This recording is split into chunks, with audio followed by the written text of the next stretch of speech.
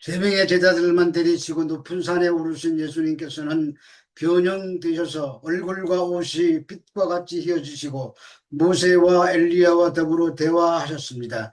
그리고 빛난 구름 속에서 이는 내 사랑하는 아들이요 내 기뻐하는 자라는 음성을 듣게 됩니다. 이 사건으로 예수님 자신이 바로 하나님이시며 온전한 사람의 몸을 입으신 인자이심을 드러내셨습니다. 그제야 제자들이 예수님이 바로 메시아이심을 깨닫고 오리라고 한 엘리야는 누구인가를 질문하자 그가 바로 세례 요한이라고 하셨습니다. 그리고 산 아래 광경이 펼쳐지는데 간질병에 걸린 어린아이의 병을 남아있던 9명의 제자들이 고치지 못하자 서기관들과 그에 동조하는 무리들이 그것을 호기로 삼아 제자들을 공격하고 제자들이 곤경에 처해 있었습니다. 그러자 예수님이 직접 병을 고쳐주신 다음에 서기관들을 향해 믿음이 없는 패역한 세대라고 책망하셨고 제자들에게는 믿음이 적다고 하셨습니다. 또 제자들이 우리는 왜 병을 고치지 못했다는 질문에 믿음이 작은 까닭이라고 하시며 믿음이 겨자씨 한 알만큼도 있어도 산을 옮길 수 있고 더 큰 일을 할 수 있다고 하셨습니다. 오늘 본문도 바로 이 믿음이라는 주제의 연장선에서 이해해야 합니다. 마태복음 17장 24절의 말씀입니다. 가버나움에 이르니 반세계를 받는 자들이 베드로에게 나와 이르되 너의 선생은 반세계를 내지 아니하느냐. 가버나움은 나훔의 마을이라는 뜻으로 갈릴리 호수 서북쪽에 위치한 성읍입니다. 오늘날의 이 성읍은 어디인지 정확하지 않으나 이곳은 예수님의 선교 사역의 중심지였습니다. 그러나 그렇게 많은 이적을 목격하고도 예수님이 선포하시는 복음의 말씀을 들었지만 회개하지 않고 교만함으로써 인해 예수님으로부터 책망을 받은 지역이기도 합니다. 이제 예수님께서는 수치와 고난과 십자가가 기다리는 예루살렘으로 가시기 전에 마지막으로 이곳을 방문하셨습니다. 그런데 반세기를 받는 자들이 너의 선생은 반세계를 내지 않느냐고 묻습니다. 이 반세계는 유대인들이 출애굽한 후 시내산에서 인구조사를 한 직후에 모든 유대인 남자들이 내었던 생명의 속전이었습니다. 예수님 당시에도 느헤미야에 수정된 의무조항에 따라 매년 6월절 절인 봄에 모세 당시의 환율에 의해 계산해서 부과했습니다. 그런데 하나님께 드리는 속전인 이 돈을 로마 황제가 그려진 돈으로 드릴 수 없어 성전에서 사용하는 돈으로 환전해서 드렸습니다. 그래서 예루살렘 성전을 중심으로 많은 환정사람들이 그 수수료로 인해서 엄청난 부자가 될 수 있었다고 합니다. 이 반세겔은 로마에 바치는 공공의 세금이라기보다 당시 주로 성소에서 유지 비용으로 사용되었습니다. 그래서 그런 세를 거두는 사람을 여기에서 반세겔 받는 자들이라고 표현하고 있는데 국세를 거두는 세리인 헬라어로 텔로나이와는 다릅니다. 즉 이들은 신분상 로마를 위해 세금을 거두는 자들이 아니라 이스라엘의 성전을 위해 거두는 다른 계층의 사람들이라는 말입니다. 그 중에 한 사람이 베드로를 찾아와 너희 선생은 반세계를 내지 아니하느냐고 묻습니다. 이 질문 속에는 성전을 대하시는 예수님의 태도가 과연 어떠한 것인지를 알아보기 위해 이들은 예수님께로 시선을 돌리고 있는 것입니다. 이 규례는 출애굽기 30장에 나와 있습니다. 무릇 괴수 중에 드는 자마다 성소의 세겔로 반세겔을 낼지니 한 세겔은 20게라라.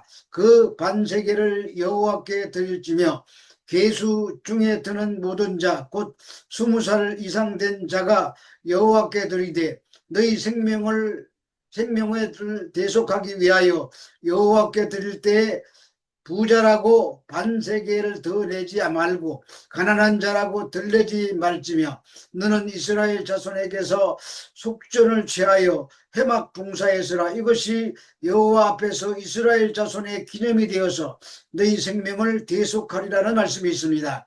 이 세겔은 일반 사회에서 통용되는 화폐가 아니고 성전에서만 드릴 때 쓰는 구약의 비트코인이라고 할 수 있습니다. 다시 본문으로 들어와서 너희의 선생님은 반세계를 내지 아니하느냐고 질문합니다. 당연히 어떤 의도가 담긴 질문이고 시비를 걸기 위한 질문입니다.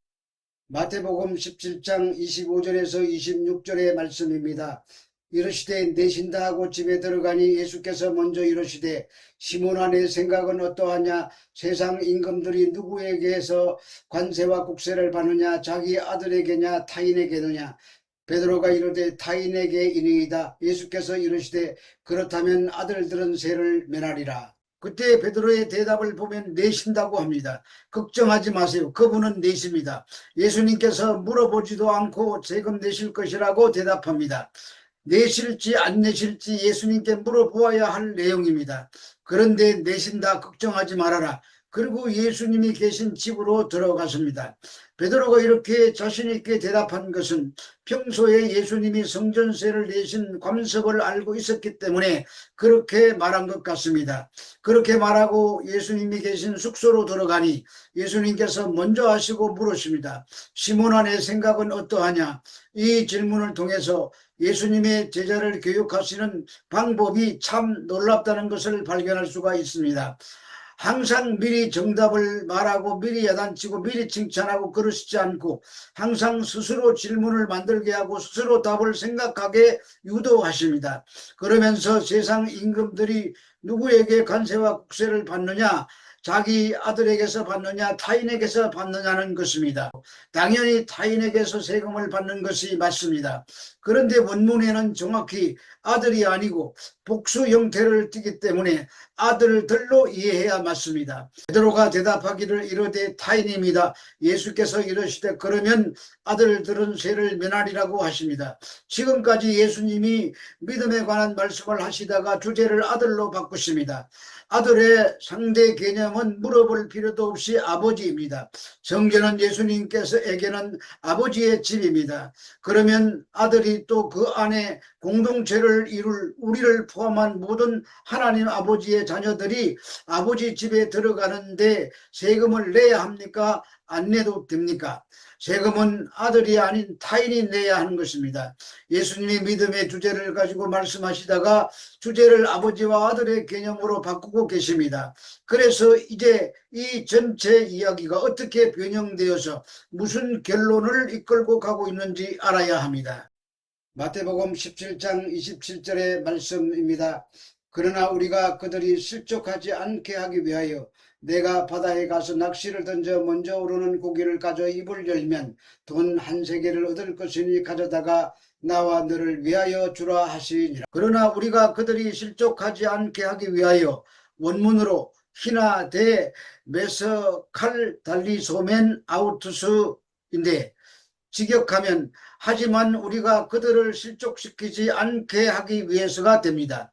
예수님은 하나님의 아들이시자 율법 위에 계신 분으로서 율법이 정한 바 그 의무 조항을 능히 초월할 수 있으신 분이십니다.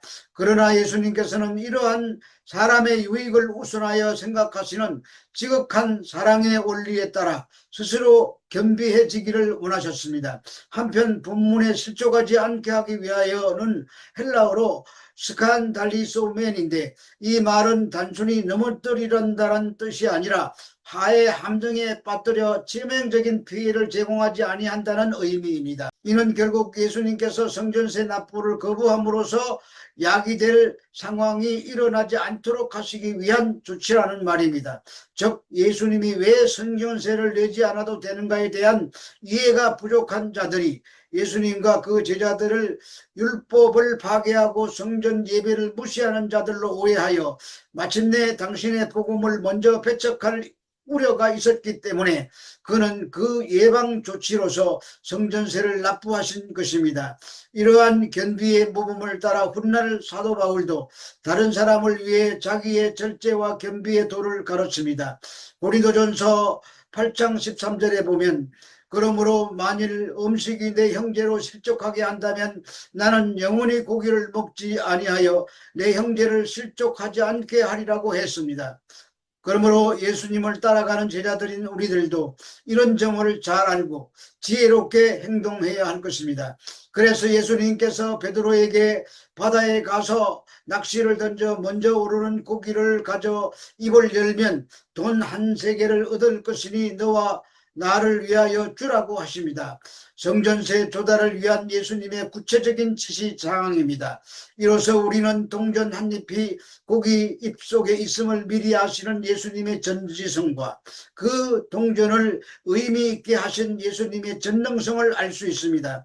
또한 나와 너를 위하여 주라는 말씀은 정확한 논리대로라면 예수님은 낼 필요가 없으신 분이십니다. 왜냐하면 그분이 바로 하나님 아들이시기 때문입니다. 그럼에도 예수님은 너와 나를 위해서 내라고 하십니다. 그것은 하나님의 아들이시지만 베드로와 같은 연약한 인생들을 위해서 똑같이 낮아지시고 똑같이 이들의 고통을 아시고 동참하시기 위함입니다. 그런데 진짜 공정한 족저는 예수님 바로 자신이십니다. 예수님이 자신이 인간의 몸을 입으시고 반세겔의 속전세가 되셔서 이 땅에 오셔서 핏값으로 세금을 다 지불하신 것입니다. 그래서 그것을 믿는 믿음을 우리에게 주시려는 것입니다. 그 믿음이 오늘 이 본문 전체에서 말하고 싶은 하늘 아버지에 대한 믿음입니다. 그러니까 믿음의 가장 중요한 실체는 우리가 하나님의 아들로 살아내는 그것이 믿음인 것입니다. 따라서 성도는 하나님의 아들로 사는 연습을 해야 합니다. 그 믿음에로까지의 아직 제자들이 서 있지 못하고 예수님을 따르는 미션 자체가 그냥 사역으로만 이해를 하고 그래서 종국적으로는 조국의 독립만을 생각하며 인간의 필요를 채우는 일로만 이해하고 있었기 때문에 그것을 바로 잡으시려는 것입니다. 그래서 오늘날에도 그런 왜곡된 생각으로 신앙생활하는 자들에게서 기독교와 복음의 왜곡 현상이 나타나는 것입니다. 그래서 다시 강조하지만 성도에게 있어서 가장 중요한 것은 하나님의 아들로 삶을 살아내는 것입니다. 그것은 연습이 필요한 것입니다. 그것이 믿음의 가장 중요한 실체입니다. 그러기 위해서는 우린 결국 하나님의 말씀에 늘 천착해서 하나님이 내게 어떤 아버지가 되시는가를 알아야 하는 것입니다. 예수님의 일생이 짧았지만 그분의 일생을 통해서 일관되게 우리에게 보여주신 삶이 하나님의 아들로 사는 삶을 보여주셨습니다. 하늘 아버지 그분의 말씀에 온전히 순종하기 위하여 자기의 뜻을 내려놓고 예수님의 일생을 통하여 아들로 사는 삶이 어떤 삶인가를 보여주신 것입니다. 여하튼 예수님은 유일하신 하나님의 아들로서 율법의 요구에서 면제되지만 율법에 순종하실 뿐 아니라 제자들의 필요에 대해서도 당신만이 하실 수 있는 기적적 방식으로 예비해 주신 것입니다. 그리고 이 사건은 순환 예고 바로 뒤에 위치하여 우리로 하여금 예수님의 겸비를 다시 생각하게 합니다. 그분은 바다를 잠잠케 하시고 오병이어의 기적을 베푸신 능력자셨지만 스스로 낮추시고 쓸데없이 남으로 오해하지 않게 하시려고 이러한 이적의 수고를 아끼지 않으셨던 것입니다. 또 한 주 이 말씀 붙잡고 승리하시고 2월 말에서 3월 초까지 네팔 선교 일정이 잡혀있기 때문에 17장까지 마치고 3월 둘째 주부터 다시 이어가려고 합니다. 그때까지 평안하시기를 우리 주 예수 그리스도 이름으로 축원합니다. 메리 크리스마스 앤 해피 뉴 이어.